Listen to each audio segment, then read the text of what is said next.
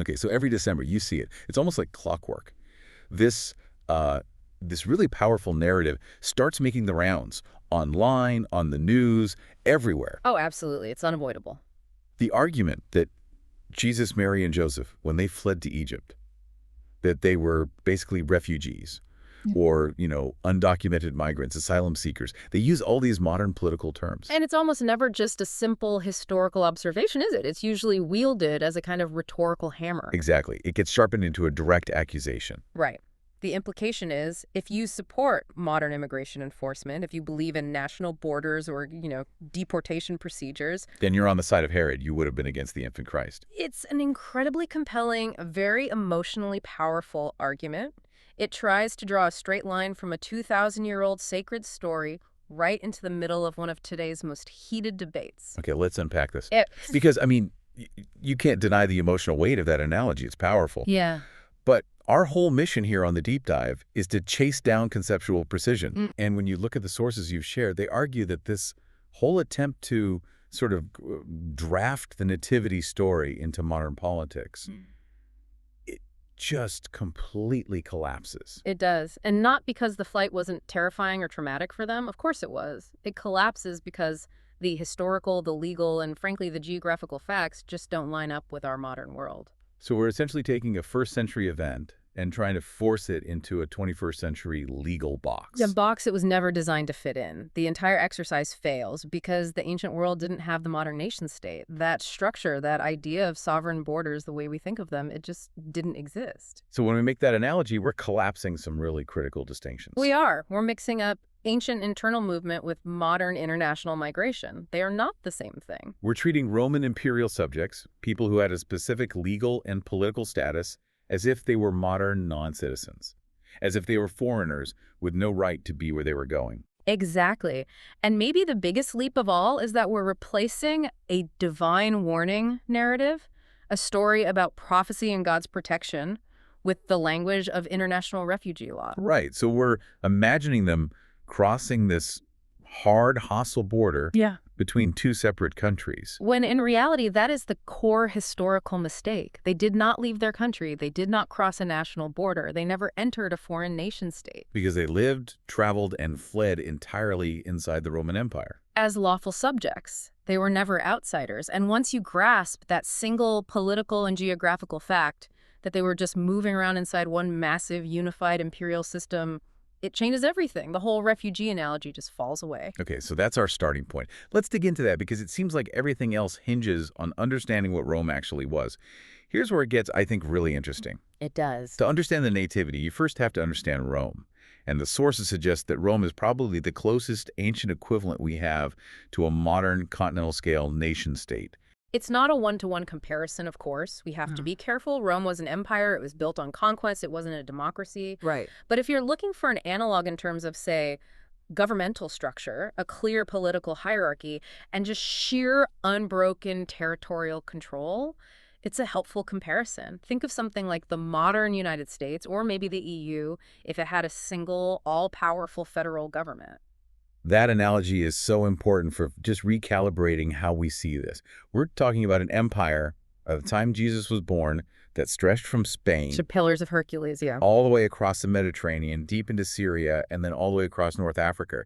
It was this gigantic political entity. All ruled by one single authority in the end.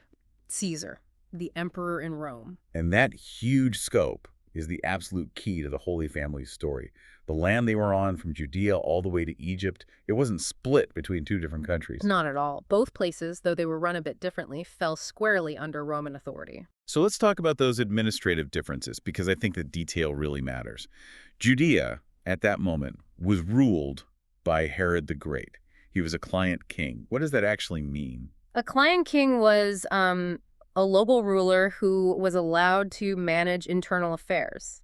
Herod had a lot of autonomy in that sense. He could build these huge, magnificent temples, he could run the day-to-day government, and he could certainly issue terrible decrees like the one that prompted the flight. But he wasn't a truly independent sovereign king. Not even close. His rule was entirely at the pleasure of Rome. His power was granted by Rome, and it was sustained by Roman military might. If Caesar had wanted to, he could have removed Herod in an instant. His sovereignty was, you could say, borrowed. He was basically a regional governor who got to wear a crown. Okay, now contrast that with Egypt. When Joseph and Mary get to Egypt, what kind of place are they entering in Roman terms? Egypt was different. It was one of the most important provinces in the entire empire. They called it the breadbasket of Rome for a reason. It fed the capital. It fed the capital. So it wasn't a client kingdom with a local king. It was a directly governed imperial province. In fact, it was considered the emperor's personal property, in a way. It was ruled by a Roman official, a prefect, appointed directly by Caesar. So the Holy Family was moving from a region with a powerful local administrator, Herod, to a region under the direct, unmediated control of the central government in Rome. That's a perfect way to put it. It's almost like they weren't moving from, I don't know, Mexico to the United States. It's more like they were moving from a semi-autonomous territory, like maybe Puerto Rico. Or a state with a very powerful governor, yeah. And they were moving into, say, Washington, D.C. itself, where federal control is absolute. Precisely. And because of that, the entire system was unified in the ways that mattered for their travel. There was a unified system of law, of taxation, of military protection, and most importantly, a shared political identity as subjects of the empire. And the census mentioned in the Gospel of Luke is a perfect example of that unified system at work. It absolutely is. That whole detail about Mary and Joseph traveling for the census, it just reinforces their status as internal subjects. So let's pause on that. Why did Joseph, who lived in Nazareth in Galilee, have to travel all the way to Bethlehem in Judea just to be counted? Well, this Roman census, the apography, it wasn't just a simple head count. It was a massive administrative tool for figuring out who owned what and where, mostly for tax purposes. Of course, it always comes back to taxes. It always does. Joseph had ancestral ties to Bethlehem, the city of David.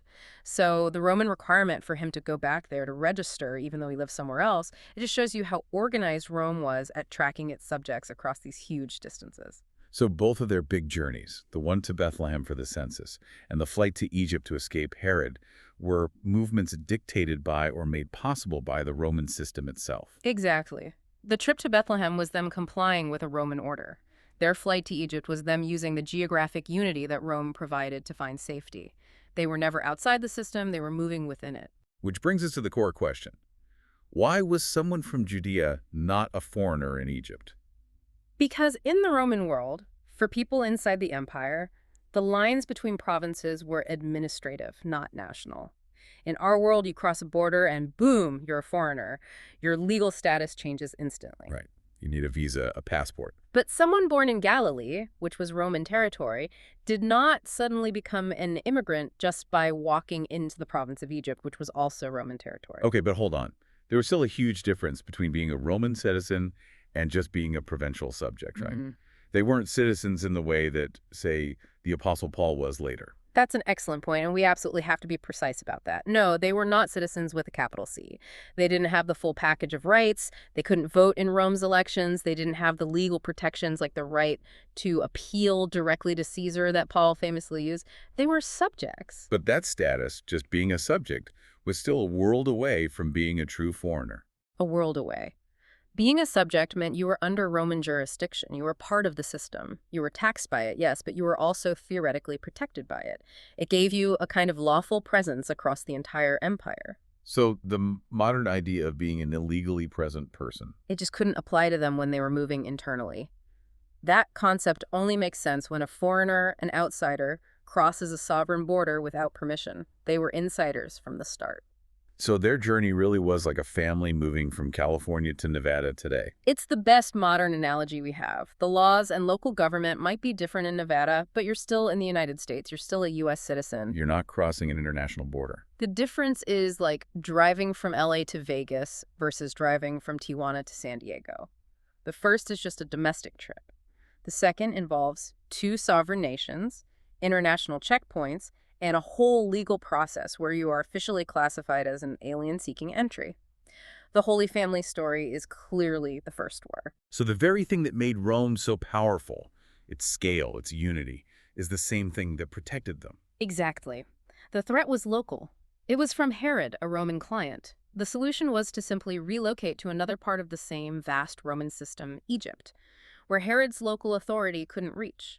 It was the empire's size that offered them a safe haven, not the legal mercy of a foreign country.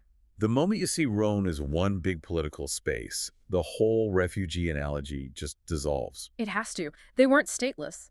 They were subjects of the most powerful state on Earth, and they used its internal geography to escape a local problem. Okay, let's shift gears a little and talk about enforcement, Hmm. because the other part of this analogy is this image of Caesar as this, ruthless border enforcer. Right, the ancient executive cracking down. And the sources are clear that Rome did take its external borders very, very seriously. Oh, absolutely. Rome was the ultimate sovereign power in that sense. It knew exactly where its territory ended.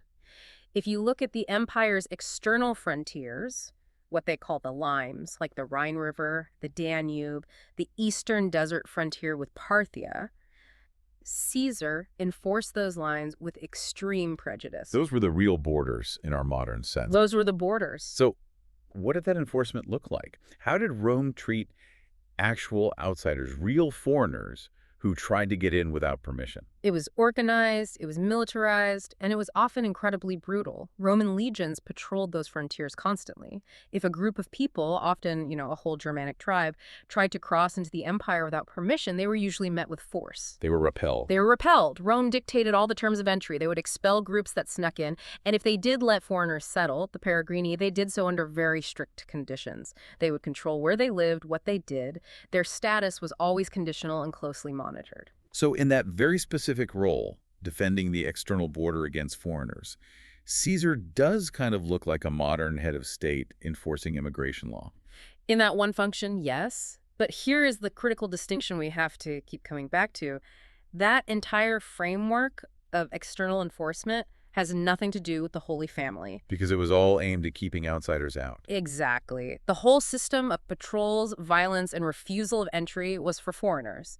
And Jesus, Mary, and Joseph were never foreigners. They were internal subjects. The Gospel of Matthew has them moving completely inside the borders of the Roman world. Entirely within. They never came close to one of those fortified external frontiers. I noticed the sources brought up a very specific term, the pomerium.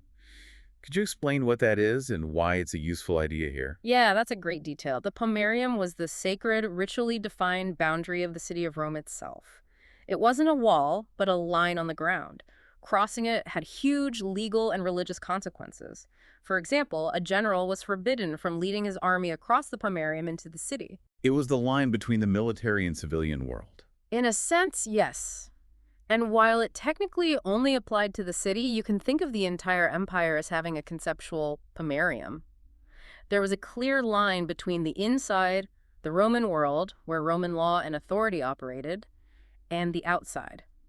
The entire journey from Judea to Egypt took place deep inside that imperial boundary. So all the enforcement mechanisms that Caesar aimed at outsiders. Expulsion, violence, turning people away at the border. None of that was ever directed at people like the Holy Family. Their drama was local, not international. It was. Now, let's run a quick thought experiment.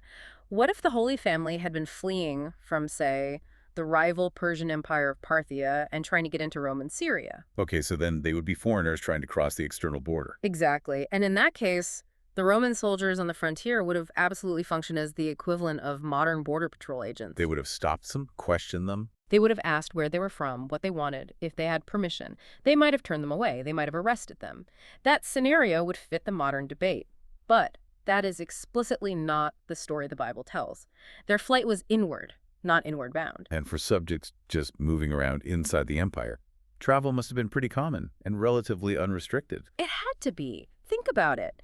The empire's economy, its military, its administration, it all depended on people and goods moving between provinces. If every provincial line was a hard international border with checkpoints and visas for its own subjects, the whole system would have ground to a halt. Which again reinforces that idea of belonging. They belonged to the society whose overall structure protected them, even if a local official within that society was the source of the danger. They had a defined political status. They were Roman subjects. That gave them a right to be within Roman territory. They weren't stateless people begging for entry into a country that wasn't theirs. They were just relocating inside their own country to get away from a dangerous regional governor. So the whole refugee analogy really depends on pretending that the administrative line between Judea and Egypt was the same as the heavily guarded Rhine frontier between Rome and Germania. And that's the fundamental conflation. Caesar's enforcement was aimed outward. at foreigners. It was not aimed inward at his own subjects moving from place to place. The difference there is legally everything. It's the difference between international migration and a domestic move. Which brings us right to the legal core of the argument. And this is tough, I think, because we're just so conditioned to think in modern terms. Words like refugee, asylum, deportation, they depend on a whole legal scaffolding that just wasn't there in the first century. That's the whole problem. Our Yeah. modern system is built on concepts that would have been completely alien to them. Before we even get into it, just think about what it takes to be a refugee today under international law. You need to have a well-founded fear of persecution, and this is the key part. You have to have crossed a sovereign international border. You have to be outside your own country because it's unable or unwilling to protect you, and you're seeking protection from a different foreign country. Right away, you can see the problems. That depends on a clear line between citizen and non-citizen. It does. It also depends on the idea of lawful versus unlawful presence. And most of all, it depends on those sovereign borders separating different nations, none of which applies here. The whole modern infrastructure is missing. Think about what deportation involves today. It's an administrative process. It requires immigration courts, databases, ID cards, a whole bureaucracy built around the concept of national sovereignty and who has permission to be within the nation's territory. Rome had none of that for internal movement. Okay, so let's break down the specific legal terms the sources say are misapplied. Let's start with undocumented person. There was no such thing as an undocumented person moving from Judea to Egypt. The very idea of being undocumented or illegally present only makes sense if you are in a sovereign state's territory without its permission. Which, again, only applies to foreigners who cross the border illegally. Exactly. Since Jesus, Mary, and Joseph were already lawful subjects moving inside their own country's territory, the concept was meaningless. At worst, they were new arrivals in an Egyptian town who hadn't registered with the local clerk yet. That's an administrative issue, not an international crime. It's like forgetting to update your driver's license after you move. It's not the same as sneaking across a border. It's the difference between moving to a new room in your house and climbing over the fence into your neighbor's yard, a completely different category of action. Okay, second term, illegal entry. Same problem, really.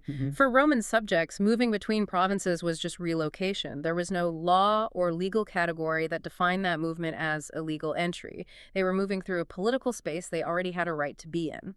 And the laws that apply to the external borders, the limes, it just weren't in effect on the road from Bethlehem to Alexandria. Oh, for them, no. And the third concept, deportation. Could a subject be deported from one province to another? Not in the way we think of it. Now, Rome could certainly punish people. They could exile political enemies. They could forcibly relocate entire populations after a war. But there wasn't an administrative system for, say, the governor of Egypt to round up subjects from Judea and deport them back home just for being there. Their status as Roman subjects gave them a right to be on Roman soil. So it all comes back to this one central fact. They were always operating with what we'd call lawful presence inside the Roman world. Always. They belonged there. Which means the story in Matthew is not about stateless people begging a foreign king for safety. It's a story of internal relocation to escape a very specific local threat. And it was guided by divine warning. A divine warning that led them to a safer part of their own political system where the local tyrant's authority ended. You know, the fundamental requirement for asylum, that your home country has failed to protect you, so you need a foreign country to step in, is completely absent. In a strange way, their home country, Rome, did protect them. It protected them by being so large and unified that moving a few hundred miles put them completely out of Herod's reach. It's so ironic. The argument only works if Rome wasn't a unified empire. If the region had been a bunch of small independent countries, then they would have been refugees crossing a border. Exactly. We're arguing against the analogy precisely because of the historical fact of Roman unity and power. The analogy requires you to ignore the most important political entity in the entire story. It really shows you how much our modern political thinking is trapped by the idea of the nation-state. We hear migration, and we automatically think international borders. It's an intellectual reflex. But asylum is about one sovereign state protecting you from another. Since Rome was the only sovereign state involved in their story, the legal dynamic just isn't there. So we've firmly established what their journey was not. It wasn't international migration. But the sources then suggest, if you want a real parallel for their experience, the fear, the flight, the displacement, you should look at something else entirely. Yes. You should look at cases of internal displacement within large unified countries. IDPs, as they're called today. Internally displaced persons. And this is such an important shift in thinking because internal displacement can be just as traumatic and morally urgent as an international refugee crisis. But legally and politically, it's a completely different situation. Okay, let's look at the first American example the sources give, the Dust Bowl migration in the 1930s. This seems like a perfect parallel for the legal status of the Holy Family. It's a fantastic analogy. The Dust Bowl was a huge catastrophe.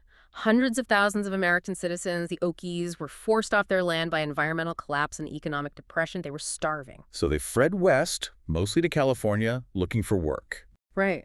And their suffering, the way they were treated, the poverty in the migrant camps, it looked for all the world like a refugee crisis. But they were Americans moving from Oklahoma to California. They were internal migrants. They were always U.S. citizens. They never crossed an international border. They never had to ask Mexico for asylum. Their suffering was immense. Their flight was forced. But their legal status never changed. They were citizens relocating within their own country. And that perfectly mirrors the Holy Family moving from one Roman province, Judea, to another, Egypt, to escape a local crisis. Precisely. I think the second example, the Great Migration, is also incredibly powerful because it adds that element of fleeing targeted violence and oppression, which is so central to the Nativity story with Herod. The Great Migration is maybe an even better moral parallel. You have, over decades, millions of Black Americans leaving the Jim Crow South for northern cities like Chicago and Detroit. And they weren't leaving for purely economic reasons? No. They were fleeing systemic terror. They were escaping lynchings, political disenfranchisement, and a brutal economic system designed to keep them down.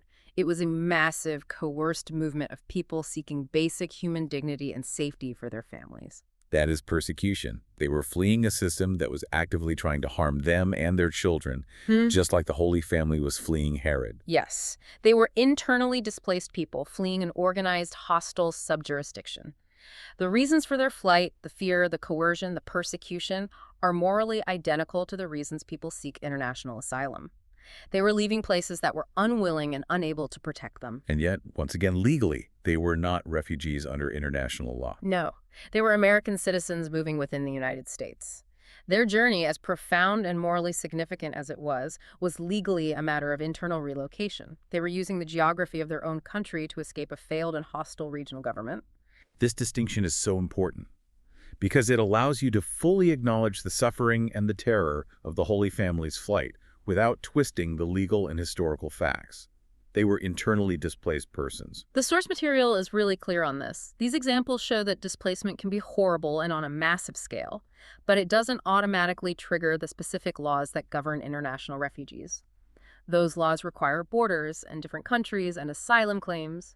The Holy Family story fits squarely in the IDP category. And I think it's important for you, the listener, to realize that getting the legal category right doesn't diminish the moral weight of their story one bit.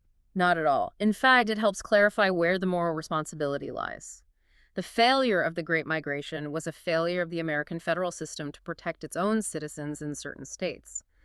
The Holy Family's flight was a failure of a local Roman administrator, Herod, which required them to rely on the stability of the broader Roman system. So let's bring it all back to the biblical text itself, to the Gospel of Matthew. If we take off these modern political glasses, what is the actual drama of the flight to Egypt about? The drama is not about borders. It's not about immigration papers. The drama is about Herod's paranoia and his monstrous violence. And it's about divine protection. Dreams, warnings from an angel. Exactly. It's about God intervening to ensure the survival of this child, to fulfill ancient prophecies. The whole focus of the story is theological. It's about God's plan working out within the political realities of the day. So when we try to force this story into our modern immigration debates, we're really just setting a rhetorical trap for ourselves. We're slapping modern labels onto an ancient story that was never about those things. And it works so well as a rhetorical trap because our modern discourse loves simple emotional analogies. It's so much easier to say Jesus was a refugee, so open the borders, than it is to have a complex, nuanced discussion about policy. So why is it so important to get this right? Why does this precision matter today? Why not just let the analogy stand if it promotes compassion? Because the modern debates are about real, specific, and complex legal systems. When you talk about asylum processing or migrant caravans or national sovereignty, you are talking about things that have immense real-world costs and responsibilities. And if you use the wrong labels, you confuse the debate. So how does mislabeling the Holy Family muddy the waters of today's policy debates? Well, take refugee resettlement. Under international law, that imposes very specific legal duties on the country that accepts the refugee. There are costs, processes, legal statuses. Deportation is an administrative action taken against non-citizens. All of these things are designed to manage the presence of foreigners inside a sovereign nation. And since none of that existed in their world, the story of the Holy Family can't possibly give us a direct policy answer for our world. It can't. To say that their internal relocation within the Roman Empire should tell us exactly how to handle, for example, an asylum claim at the U.S. southern border, a situation involving two different sovereign countries and international law, is just a rhetorical sleight of hand. It's using emotion to bypass the hard work of actual policymaking. So let's just state it one more time. If someone absolutely insists on making an analogy between Rome and a modern state, what is the only one that actually holds up? The only valid analogy, based on the history, is this. Caesar enforcing Rome's external borders against foreigners is like a modern state enforcing its borders against foreigners. But Rome absolutely did control who got in from the outside. They did. From Parthia, from Germania, from Arabia, they, like any sovereign power, decided who could cross their external frontier and on what terms. The Holy Family was never in that category. They were insiders. To call them refugees is, ironically, to assign them the legal status of an outsider trying to sneak in, which is the exact opposite of what the text and the history tell us. So demanding this kind of historical precision isn't just an academic game. It's necessary if you want to have an honest and productive debate about these incredibly difficult issues today. It's the only way to figure out who is responsible for what. If you blur the line between internal displacement and international migration, you lose the ability to say which government or which entity owes a duty to the people who are suffering. The two situations trigger completely different sets of legal and moral obligations. And that distinction is the real insight here, isn't it? It's the thing that gets lost in all the political noise. It is, and that's why we do these deep dives. To remember that history is complex and that simple analogies, no matter how good they feel, often hide more than they reveal. Okay, so let's try to wrap this all up. The core argument from the sources we've looked at is really twofold. First, the Holy Family were lawful subjects of the Roman Empire. Yeah, they were insiders. And second, their flight to Egypt was an act of internal relocation to escape a local threat, not an international flight to seek asylum in a foreign country. And rejecting that refugee analogy, as the sources argue, isn't about a lack of compassion. It's about a demand for historical and legal clarity. The Nativity story is about God's protection playing out inside a single political world. That's a great way to put it. We spent a lot of time on what they weren't, international refugees. But let's end by focusing on what they were, internally displaced persons. And thinking about them that way, as IDPs, leads us to a really provocative final thought for you, the listener, to take away from this. Okay. If we accept that the Holy Family's flight is best understood as internal displacement, as a coerced move within a single country, what does that tell us about the moral duties a country owes to its own people who are displaced today? We see this all the time. People forced to move by local violence, by economic collapse, by natural disasters, all within their own national borders. A crisis that happens deep inside a country, not at its edge. Exactly. So what is the responsibility of a sovereign state when it fails to protect its own people in one of its own subjurisdictions? Is that obligation different from the one we have to foreign refugees under international law? And if a state consistently fails to meet that internal obligation, what's the solution? It's a question that puts the moral responsibility squarely back on the sovereign state itself.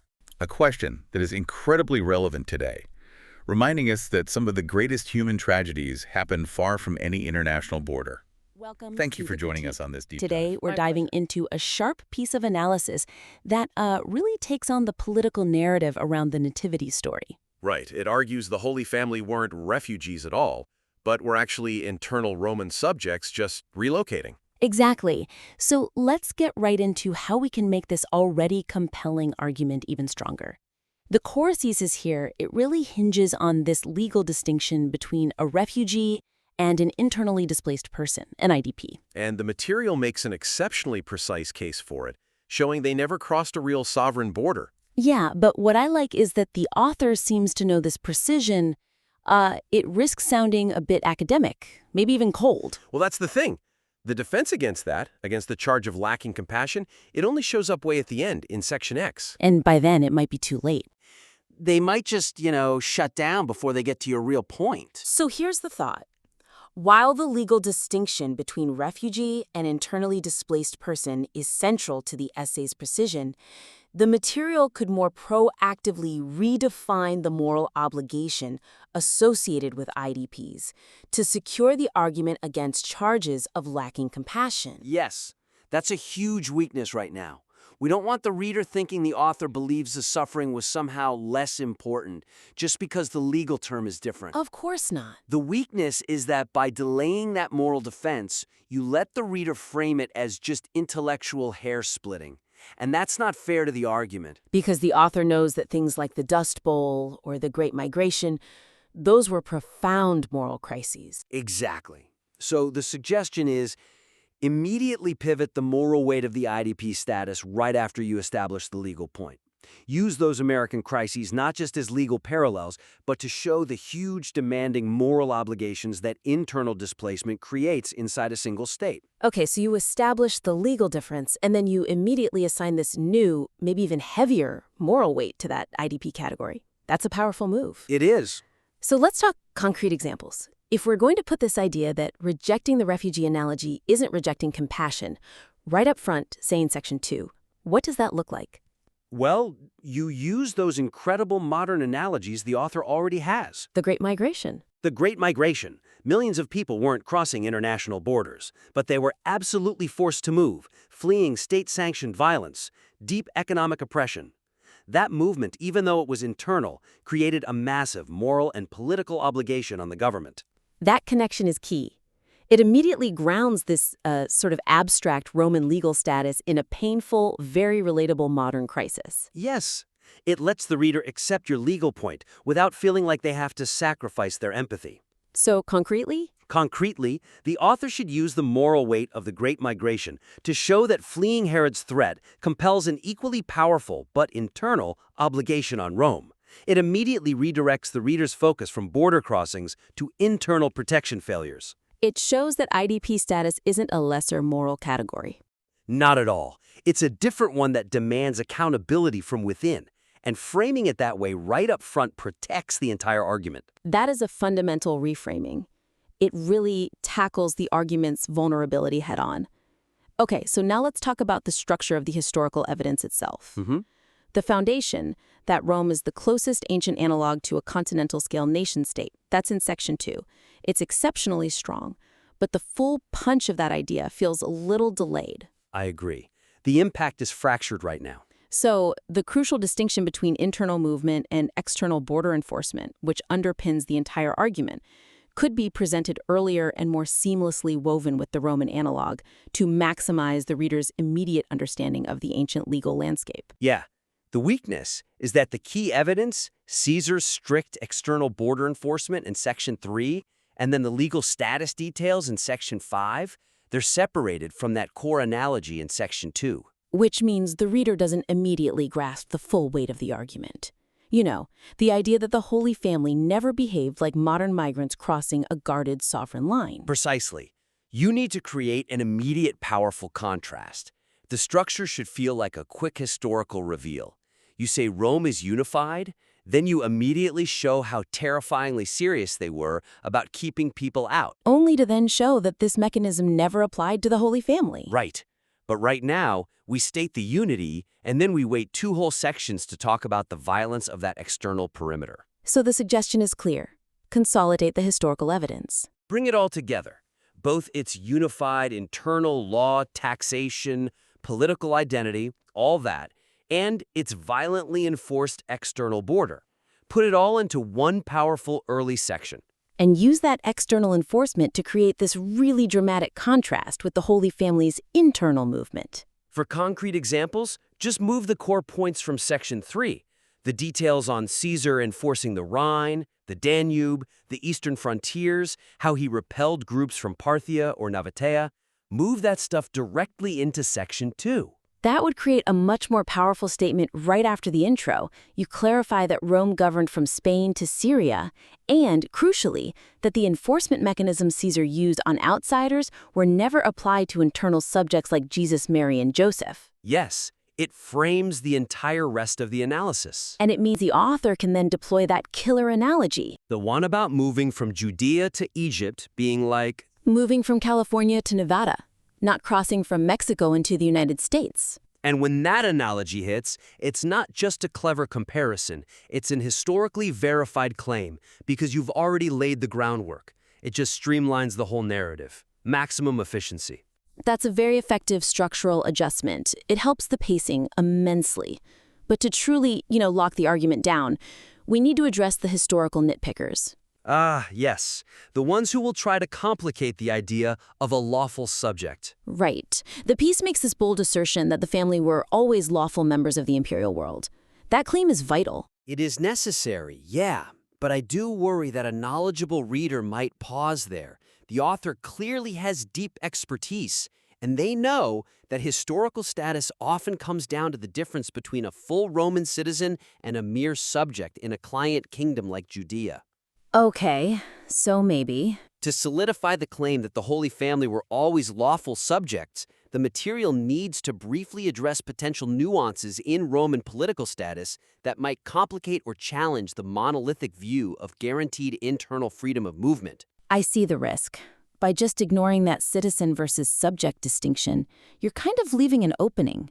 You're allowing a counter-argument to imply there's a gray area in their freedom of movement. Even if it's just a technicality, it could be used to dilute the main point. Exactly. It doesn't actually change the core argument that they weren't refugees, but not addressing it gives critics an unnecessary point of entry. The weakness is that a savvy reader could imply the family was in some kind of precarious legal purgatory. Which might start to sound a bit like modern border issues. Which is exactly what the piece is arguing against. So the suggestion is just to acknowledge those distinctions, citizen versus subject, and then immediately clarify why, for the purpose of the modern immigration analogy, those differences are immaterial. Because their status as protected members of the imperial world is what really matters here. That's it. For a concrete example, when discussing the legal status in Section V, just introduce a sentence or two acknowledging the hierarchy of rights. Between a Roman citizen and a local subject in Herod's Judea. Yes, and then pivot fast. Clarify that regardless of whether they had full citizen rights, their legal status as insiders meant they were never subjected to the legal mechanisms, like non-entry or expulsion, that were reserved solely for outsiders trying to breach the external border. That's critical. You're basically showing that you've considered the most complex legal angle and that your central claim about border integrity still holds up. It's being preemptive, closing off that historical escape hatch for critics. You demonstrate mastery over the material when you can address the nuance while still maintaining the force of your main point. And that's exactly what this small adjustment does. This is fantastic. I mean, the author has such a clever hook, and these adjustments really push the argument from just being correct to being, well, unassailable. It's an excellent piece of work, with a really sharp objective. So the actionable opportunities here are all about maximizing resonance and robustness. I think the key takeaways are threefold. First, place that moral argument for internal displacement early. Use the Great Migration analogy to get ahead of any charges of lacking compassion. Second, consolidate the historical framework of Rome's internal unity and external enforcement.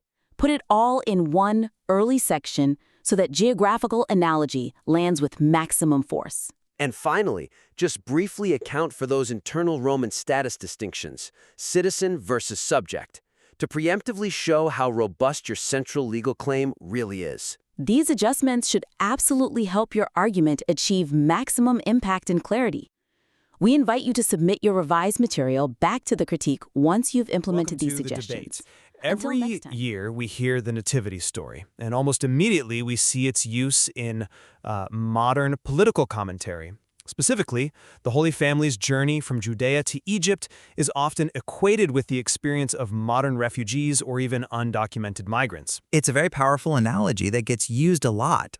It is. And so today we have to ask, does the Holy Family's movement, which took place entirely within the Roman Empire, really justify using these modern legal categories? Or, are we imposing a kind of historical and legal incoherence onto the story? My position is that the analogy completely collapses, because they were lawful Roman subjects moving inside a single unified system. And I'll be arguing that while we have to acknowledge that legal structure of Rome, the functional reality of their journey, a desperate flight from political violence, aligns conceptually with the suffering and moral urgency we associate with the term refugee, or perhaps more accurately, an internally displaced person.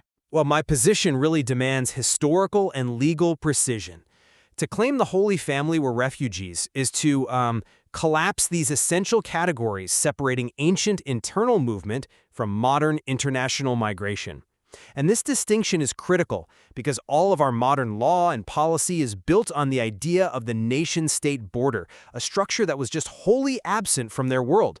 When Jesus was born, Rome functioned as this continental-scale unified political system. You could call it a proto-superstate, I suppose, governing territory from Britain all the way to the Levant.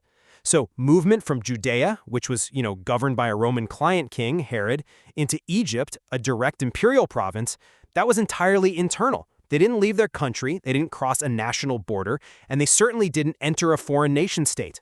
Mm-hmm. And that distinction matters because modern refugee law, the 1951 Convention, is based on crossing an international frontier to escape persecution. The Holy Family were never stateless. They were always subjects of Rome. The concept of an undocumented person moving between Roman territories it didn't exist. To insist otherwise is to introduce modern legal burdens, like asylum processing or deportation, where they simply can't apply. Okay, I see why you're demanding that level of historical specificity. I do. But I'm coming at this from a different angle, from the perspective of human necessity. We agree on the legal reality. Egypt was Roman. But that legal status alone can't just nullify the functional experience of their flight. The narrative, as it's written, is fundamentally a story of immediate, coerced relocation under the ultimate threat of death. I mean, this wasn't some planned economic migration. It was a survival strategy, driven by Herod's political purge, the massacre of the innocents. This forced migration, shaped purely by terror, it's morally analogous to the crises we see today. But what kind of crises? Well, if we want to find modern parallels inside a unified state, history gives us perfect examples. Think about the mass movements during the Irish potato famine, or the Great Migration in the United States, where millions of Black Americans fled systematic violence in the South for the North. Legally, those were internal movements, but they were traumatic, they were morally profound, and they required finding sanctuary. The story's power is in that flight for survival, not in Joseph's presumed paperwork. That's an interesting point, though. I would frame it differently.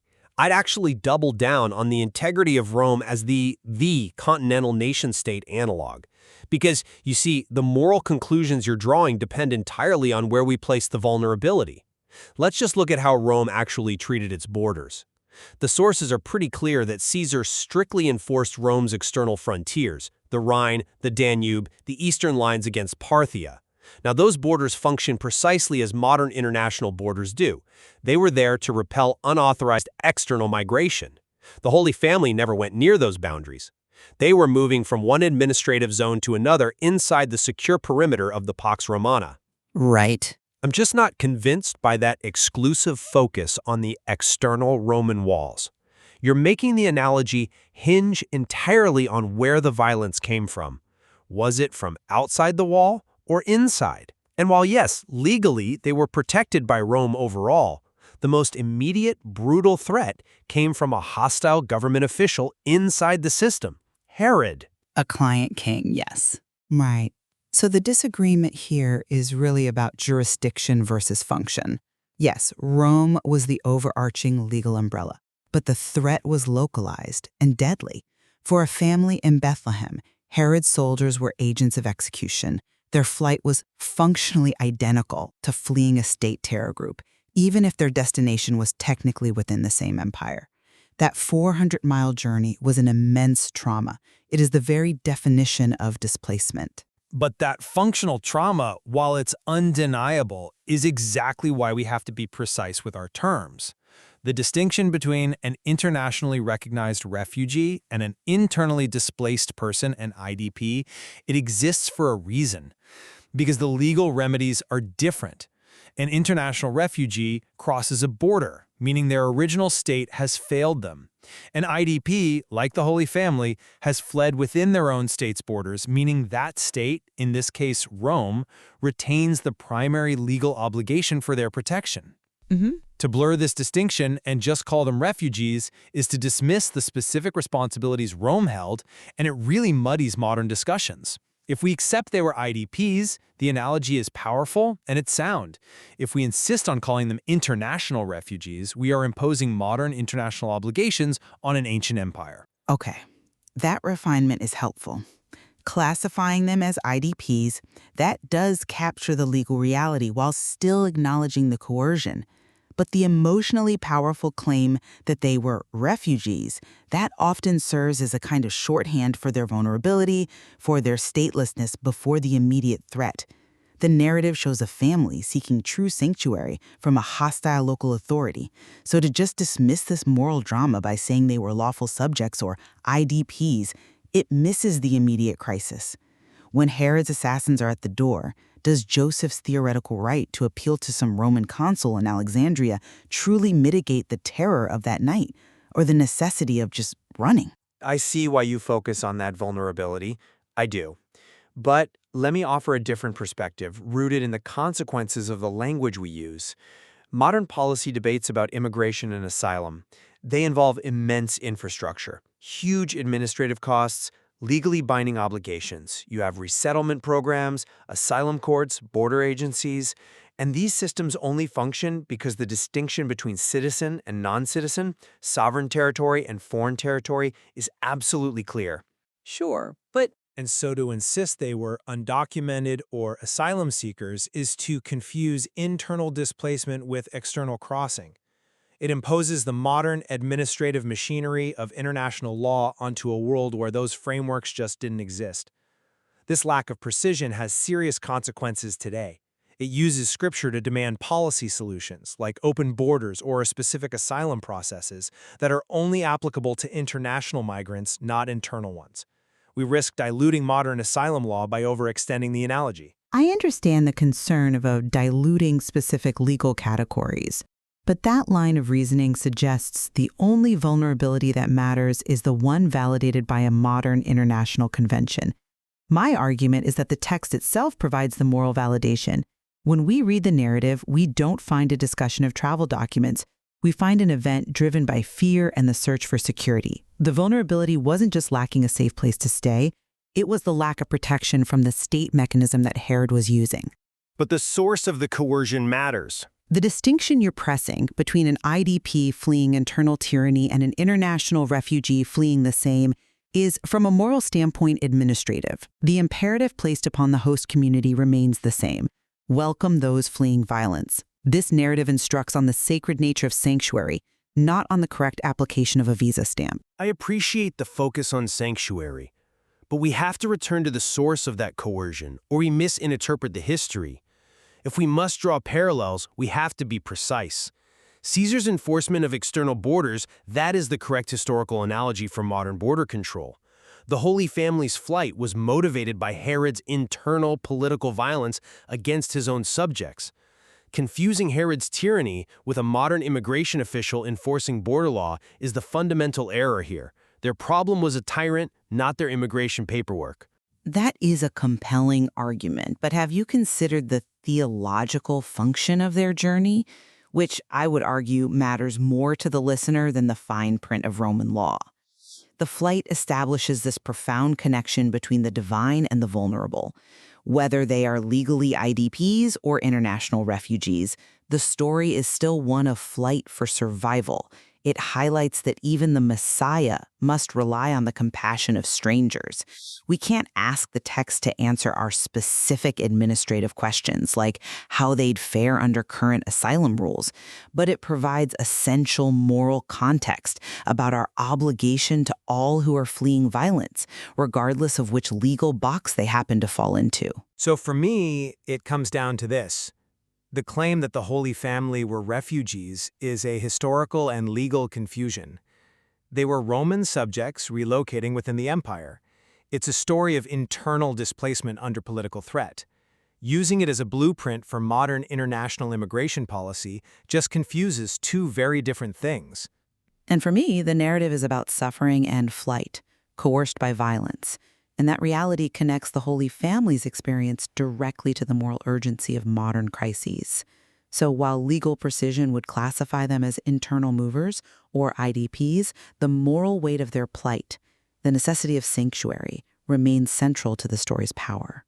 And I think both perspectives really illuminate the material by demanding we be clear about the difference between legal categories, historical context, and the moral implications. Exactly. And recognizing that complexity often requires us to integrate both the legal fact and the moral function to really appreciate the Holy truth Family of and the modern narrative. refugee analogies. You hear it all the time, right? That Jesus, Mary, and Joseph were refugees or undocumented. But the thing is, the actual history of the Roman Empire tells a totally different story. First, you got to picture the Roman Empire as basically one huge unified country. Judea, where the family fled from, and Egypt, where they went, were both inside of it. So they never actually left their country or crossed a national border. It was more like moving from, say, California to Nevada today. Second, let's talk about their legal status. Since they were moving inside Roman territory, they were always lawful subjects. They were never outsiders. All these modern labels we use, like refugee or asylum seeker, they just didn't apply to internal movement back then. Sure, Rome was super strict about its external borders, but that wasn't the Holy Family situation at all. Finally, if they weren't refugees, what's a better way to describe them? Well, their flight was an internal relocation to escape violence from Herod. The best modern analogy isn't international refugee law, but more like Americans fleeing the Dust Bowl or Black Americans relocating during the Great Migration. You know, these were massive, traumatic moves, but they happened entirely within one political system. So the Nativity story is fundamentally about divine protection and survival under a political threat, not about contemporary immigration debates or legal status in a foreign country.